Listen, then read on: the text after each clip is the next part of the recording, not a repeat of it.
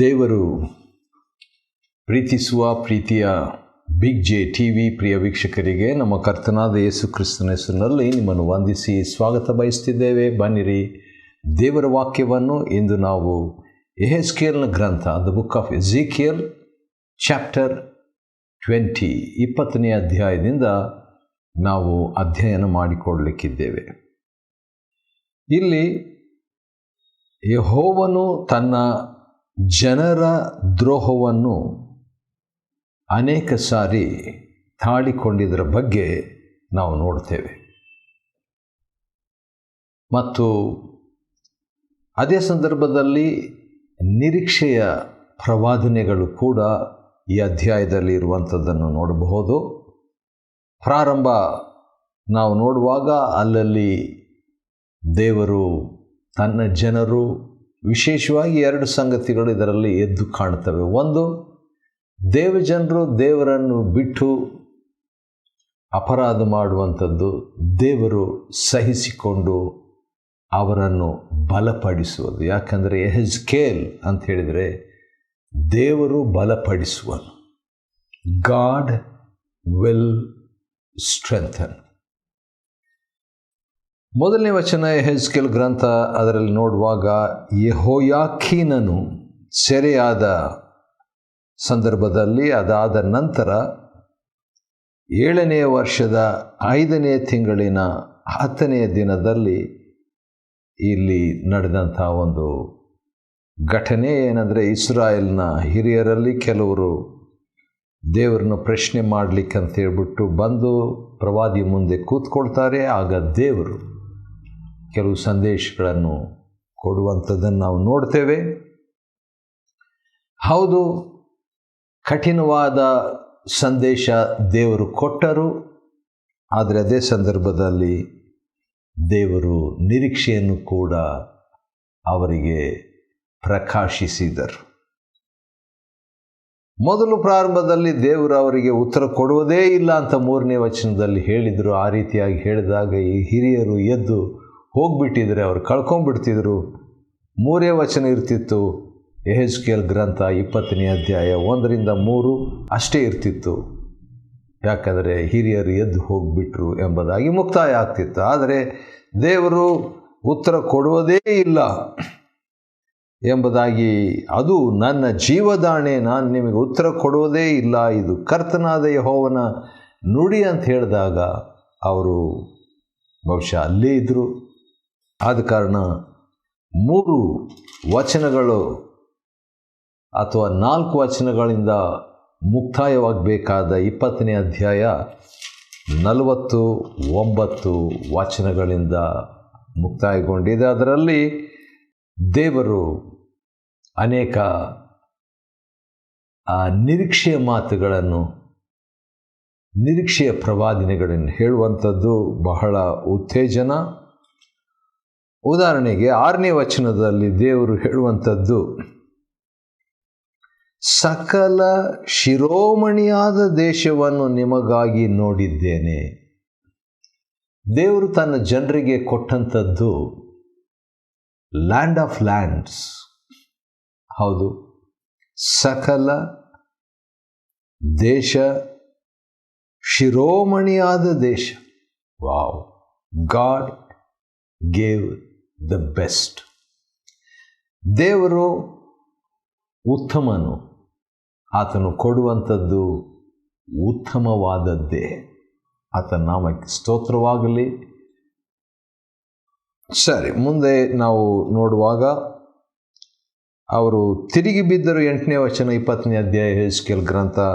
ದೇವರು ಇಷ್ಟೆಲ್ಲ ಕೊಟ್ಟ ಮೇಲೆ ಕೂಡ ತಿರುಗಿ ಬಿದ್ದರು. ದೇವರ ಮಾತು ಕೇಳದೆ ತಿರುಗಿ ಬಿದ್ದರು. ಆದರೂ 9ನೇ ವಚನ, ನಿಮ್ಮನ್ನು ಐಗುಪ್ತ ದೇಶದೊಳಗಿಂದ ಪಾರು ಮಾಡುವೆನು ಎಂಬುದಾಗಿ ಜನಾಂಗಗಳ ಮುಂದೆಯೇ ನನ್ನನ್ನು ಇವರಿಗೆ ಪ್ರಕಟಿಸಿಕೊಂಡೇನಲ್ಲ ಎಂದು ಯೋಚಿಸಿ, ಅವರ ಸುತ್ತಣ ಜನಾಂಗಗಳ ಮುಂದೆ ನನ್ನ ಹೆಸರು ಅಪಕೀರ್ತಿಗೆ ಗುರಿಯಾಗದಂತೆ ನನ್ನ ಹೆಸರಿನ ನಿಮಿತ್ತವೇ ಸಹಿಸಿಕೊಂಡೆನು. ವಾವ್, ದೇವರು ತನ್ನ ಜನರ ವಿಷಯದಲ್ಲಿ ಸಹಿಸಿಕೊಂಡನು.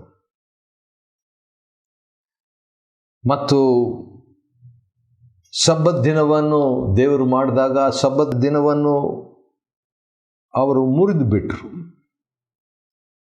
ಇನ್ನೊಂದು ಸಾರಿ ಕೂಡ ಅದೇ ಮಾತು ಸಹಿಸಿಕೊಂಡೆನು ಅಂತ 9ನೇ ವಚನದ ಕೊನೆ ಭಾಗದಲ್ಲಿದೆ. ಅದೇ ರೀತಿಯಾಗಿ 14ನೇ ವಚನ ಕೊನೆ ಭಾಗದಲ್ಲಿ ಜನಾಂಗಗಳ ಮುಂದೆ ನನ್ನ ಹೆಸರು ಅಪಕೀರ್ತಿಗೆ ಗುರಿಯಾಗಬಾರದೆಂದು ನನ್ನ ಹೆಸರಿನ ನಿಮಿತ್ತವೇ ಸಹಿಸಿಕೊಂಡೆನು ಎಂಬುದಾಗಿ ಇನ್ನೊಂದು ಸಾರಿ ಅದೇ ಮಾತು ಇರುವಂಥದ್ದನ್ನು ಗಮನಿಸಬಹುದ್ರಿ.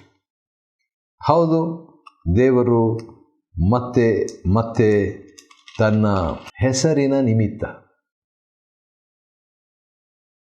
ಇಸ್ರಾಯೇಲರು ಅಥವಾ ದೇವಜನರು ಮಾಡುವಂಥ ಅಪರಾಧಗಳನ್ನು, ದ್ರೋಹವನ್ನು ಸಹಿಸಿಕೊಂಡನಂತ. 16ನೇ ವಚನ ನೋಡುವಾಗ ಅವರು ದೇವರ ಆಜ್ಞೆಗಳನ್ನು, ಸಬ್ಬತ್ ದಿನವನ್ನು ಹೊಲೆ ಮಾಡಿದರು ಅಥವಾ ಮುರಿದರು. ಆದರೂ 17ನೇ ವಚನ, ನಾನು ಅವರನ್ನು ನಾಶ ಮಾಡದ ಹಾಗೆ ನನ್ನ ಕಟಾಕ್ಷವು ಅವರನ್ನು ಉಳಿಸಿತು. ದೇವರೇ ಹೇಳ್ತಾ ಇರುವುದು, ನನ್ನ ಕಟಾಕ್ಷವು ಉಳಿಸಿತು, ನಾನು ಅವರನ್ನು ಅರಣ್ಯದಲ್ಲಿ ನಿರ್ಮೂಲ ಮಾಡಲಿಲ್ಲ. ಆ ರೀತಿಯಾಗಿ ಹೇಳಿಬಿಟ್ಟು 18ನೇ ವಚನದಲ್ಲಿ ನಿಮ್ಮ ತಂದೆಗಳ ಮಾತು ನೀವು ಕೇಳಬೇಡ್ರಿ, ನನ್ನ ಮಾತು ಕೇಳ್ರಿ ಎಂಬುದಾಗಿ ದೇವರು ಹೇಳ್ತಾರೆ. Do not listen to your commandments of your fathers, listen to my commandments ಅಂತ ಹೇಳ್ಬಿಟ್ಟು. ಮತ್ತು ಸಬ್ಬತ್ ದಿನಗಳನ್ನು ನನ್ನ ದಿನಗಳಿಂದ ಆಚರಿಸಿರಿ ಅಂತ ಹೇಳ್ಬಿಟ್ಟು. ಯಾಕೆ ದೇವರು ಮತ್ತೆ ಮತ್ತೆ ಸಬ್ಬತ್ ದಿನದ ಬಗ್ಗೆ ಮಾತಾಡ್ತಾರೆ ಅಂತ ಹೇಳಿದ್ರೆ, ಈ ಸಬ್ಬತ್ ದಿನವು ನಿಮಗೂ ನನಗೂ ಗುರುತಾಗಿರುವುದು 20ನೇ ವಚನ. ಆದರೂ ಕೂಡ ಅವರು ಅದನ್ನು ಕೈಕೊಂಡು ನಡೀಲಿಲ್ಲ, ತಿರುಗಿ ಬಿದ್ದರು. ಸಬ್ಬತ್ ದಿನವನ್ನು ಹೊಲೆ ಮಾಡಿದ್ರು, ಅಂದರೆ ಕೆಲಸ ಮಾಡಿದರು, ಅವಿದ್ಯರಾದರು. 22ನೇ ವಚನ, ಆದರೂ. ಈ ಆದರೂ ಅಂತ ಬಂದಾಗ 9ನೇ ವಚನ ಆದರೂ, 17ನೇ ವಚನ ಆದರೂ, 22ನೇ ವಚನ ಆದರೂ. ಹೌದು, ದೇವರು ಎಷ್ಟು ತನ್ನ ಜನರನ್ನು ಸಹಿಸಿಕೊಂಡಿದ್ದಾನೆಂಬುದಕ್ಕೆ. ಆದರೂ 22ನೇ ವಚನ, ನಾನು ಯಾವ ಜನಾಂಗಗಳ ಮುಂದೆ ಅವರನ್ನು ಪಾರು ಮಾಡಿದೆನೋ ಆ ಜನಾಂಗಗಳ ಮುಂದೆ ನನ್ನ ಹೆಸರು ಅಪಕೀರ್ತಿ ಗುರಿಯಾಗಬಾರದೆಂದು ನನ್ನ ಹೆಸರಿನ ನಿಮಿತ್ತವೇ ಸಹಿಸಿಕೊಂಡು.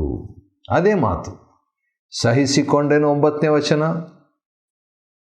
ಸಹಿಸಿಕೊಂಡನು 14ನೇ ವಚನ, ಸಹಿಸಿಕೊಂಡು 22ನೇ ವಚನ.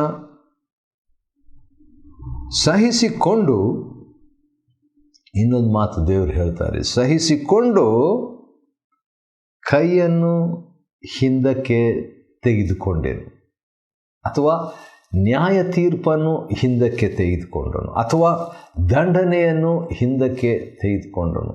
ದೇವರು ನ್ಯಾಯವಾಗಿ ದಂಡಿಸಬೇಕು, ದಂಡನೆಯನ್ನು ಹಿಂದಕ್ಕೆ ತೆಗೆದುಕೊಂಡೆನು. ಹೌದು, ಆಶ್ಚರ್ಯ. ಆ ರೀತಿಯಾಗಿ ಹೇಳಿಬಿಟ್ಟು ದೇವರು 40ನೇ ವಚನದಿಂದ ಹೇಳುವಂಥ ಮಾತು ಬಹಳ ಉತ್ತೇಜನಕಾರಿಯಾದಂಥ ಒಂದು ಮಾತು. ಅದೇನಂತ ಹೇಳಿದರೆ, ಕರ್ತನಾದ ಯೆಹೋವನಿಂತೆನ್ನುತ್ತಾನೆ. ಅದೇನದು? ದೇಶದಲ್ಲಿ ಇಸ್ರಾಯೇಲ್ ವಂಶದವರೆಲ್ಲರೂ ನನ್ನ ಪರಿಶುದ್ಧವಾದ ಬೆಟ್ಟದಲ್ಲಿ ನನ್ನನ್ನು ಸೇವಿಸುವರು. ವಾವ್! ದೇವರಿಗೊಂದು ನಿರೀಕ್ಷೆ. ನನ್ನ ಜನರು ಇಷ್ಟೆಲ್ಲ ಮಾಡಿದರು, ದ್ರೋಹ ಮಾಡಿದರು, ಪತಿದ್ರೋಹ ಮಾಡಿದರು, ಒಂದಿನ ನನ್ನನ್ನು ಸೇವೆ ಮಾಡ್ತಾರೆ. ಆ ರೀತಿಯಾಗಿ ಸೇವಿಸುವಾದಾಗ ದೇವರು ಏನು ಮಾಡ್ತಾರೆ? 40ನೇ ವಚನದ 2ನೇ ಭಾಗ, ಅಲ್ಲೇ ಎಲ್ಲಿ ಸೇವೆ ಮಾಡ್ತಾರೋ ಆ ಪರಿಶುದ್ಧ ಬೆಟ್ಟದಲ್ಲಿ ಅಲ್ಲೇ ಅವರಿಗೆ ಪ್ರಸನ್ನನಾಗುವೆನು. Wow! God desires to give his presence. ಅಲ್ಲೇ ನಿಮ್ಮ ಕಾಣಿಕೆಗಳನ್ನು, ಉತ್ತಮ ನೈವೇದ್ಯಗಳನ್ನು, ಮೀಸಲಾದದ್ದೆಲ್ಲವನ್ನು ಬರಮಾಡಿಕೊಳ್ಳುವೇನು. ಅಂದರೆ ದೇವರಿಗೆ ಸಂತೋಷವಾಗಿದ್ದರೆ ದೇವಜನರು ಕೊಡುವಂಥದ್ದು ದೇವರು ಸ್ವೀಕಾರ ಮಾಡ್ತಾರೆ. ದೇವ್ರಿಗೆ ಬೇಕಾಗಿಲ್ಲ, ಆದರೆ ಆತನ ಅಂಗೀಕಾರವನ್ನು, ಅನುಮೋದನೆಯನ್ನು, ಅಪ್ರೂವಲನ್ನು ಸೂಚಿಸುವಂಥದ್ದಾಗಿದೆ. 41ನೇ ವಚನ, ನಾನು ನಿಮ್ಮನ್ನು ಜನಾಂಗಗಳೊಳಗಿಂದ ಪಾರು ಮಾಡಿ ನೀವು ಚೆದರಿ ಹೋಗಿರುವ ದೇಶಗಳಿಂದ ತಂದು ಕೂಡಿಸುವಾಗ ನಿಮ್ಮ ಸುಗಂಧ ಹೋಮವನ್ನು ಆಘ್ರಾಣಿಸಿ ನಿಮಗೆ ಪ್ರಸನ್ನನಾಗುವೆನು. ಮತ್ತೆ 2ನೇ ಸಾರಿ ಅದನ್ನು ಸ್ವೀಕಾರ ಮಾಡಿಬಿಟ್ಟು, ಅದನ್ನು ಅನುಮೋದ ಮಾಡಿ, ಅದನ್ನು ಅಂಗೀಕಾರ ಮಾಡಿ ಪ್ರಸನ್ನನಾಗುವೆನು. ಆನಂತರ ಭಾಳ ದೊಡ್ಡ ಮಾತು ದೇವರು ಹೇಳ್ತಾರೆ. 41ನೇ ವಚನ 2ನೇ ಭಾಗದಲ್ಲಿ ಯೆಹೆಜ್ಕೇಲ್ 20 ಮತ್ತು 41ನೇ ವಚನದಲ್ಲಿ ಈ ರೀತಿಯಾಗಿದೆ. ಏನದು? 41 2ನೇ ಭಾಗ, ಸಕಲ ಜನಾಂಗಗಳೆದುರಿಗೆ ನಿಮ್ಮ ರಕ್ಷಣೆಯ ಮೂಲಕ ನನ್ನ ಗೌರವವನ್ನು ಕಾಪಾಡಿಕೊಳ್ಳುವೆ. ದೇವರು ರಕ್ಷಣೆ ಮಾಡಿದಾಗ ದೇವಜನರನ್ನು, ರಕ್ಷಣೆ ಹೊಂದಿದವ್ರನ್ನು ರಕ್ಷಣೆ ಹೊಂದಿಸೋದು ಯಾಕೆ? ರಕ್ಷಣೆ ಹೊಂದಿದವರು ರಕ್ಷಣೆಯಿಂದ ಹಿಂದಕ್ಕೆ ಹೋಗ್ತಾರಲ್ಲ, ಆ ನಿಮಿತ್ತವಾಗಿ ದೇವರು ಪುನಃ ರಕ್ಷಿಸಿ ಆ ರಕ್ಷಣೆ ಮೂಲಕವಾಗಿ ತನ್ನ ಗೌರವವನ್ನು ಕಾಪಾಡಿಕೊಳ್ಳುವುದಾಗಿ ದೇವರು ಹೇಳ್ತಾನೆ. ಆವಾಗ ಆತನೇ ದೇವರಂತ ನಮಗೆ ದೇವಜನರಿಗೆ ಗೊತ್ತಾಗೋದು. ಅದರ ನಿಮಿತ್ತವಾಗಿ ನಾವು ಅಸಹ್ಯ ಪಟ್ಟುಕೊಂಡು, ಹೌದು, ದುರ್ನಡತೆ, ದುಷ್ಕೃತ್ಯ. 44ನೇ ವಚನ ಹೇಗೆ ಇದೆ ನೋಡ್ರಿ. ಇಸ್ರಾಯೇಲ್ ವಂಶದವರೇ, ನಿಮ್ಮ ದುರ್ನಡತೆಗೂ ದುಷ್ಕೃತ್ಯಗಳಿಗೂ ತಕ್ಕ ಹಾಗೆ ನಾನು ನಿಮ್ಮನ್ನು ದಂಡಿಸದೆ ನನ್ನ ಹೆಸರಿನ ನಿಮಿತ್ತವೇ ನಾನು ನಿಮ್ಮನ್ನು ಸಹಿಸಿಕೊಂಡಿರುವಾಗ, ವಾವ್, ನಾನೇ ಯೆಹೋವನೆಂದು ನಿಮಗೆ ಗೊತ್ತಾಗುವುದು. ದಂಡನೆಗೆ ನಾವು ಯೋಗ್ಯರು. ದಂಡನೆಗೆ ಯೋಗ್ಯರಾದ ನಮ್ಮನ್ನು ದೇವರು ಕೈ ಎತ್ತಿ ದಂಡಿಸುವುದಕ್ಕೆ ಬದಲು ಸಹಿಸಿಕೊಳ್ಳುವಾಗ ಆತನೇ ದೇವರು, ಕೃಪೆಯ ದೇವರು, ಕರುಣೆಯ ದೇವರು ಎಂಬುದಾಗಿ ನಮಗೆ ಗೊತ್ತಾಗುವುದು. ವಾವ್, ದೇವರೇ ನಿನಗೆ ಸ್ತೋತ್ರ. ಇಷ್ಟು ದೊಡ್ಡ ಮನಸ್ಸು ಮಾಡಿಕೊಂಡು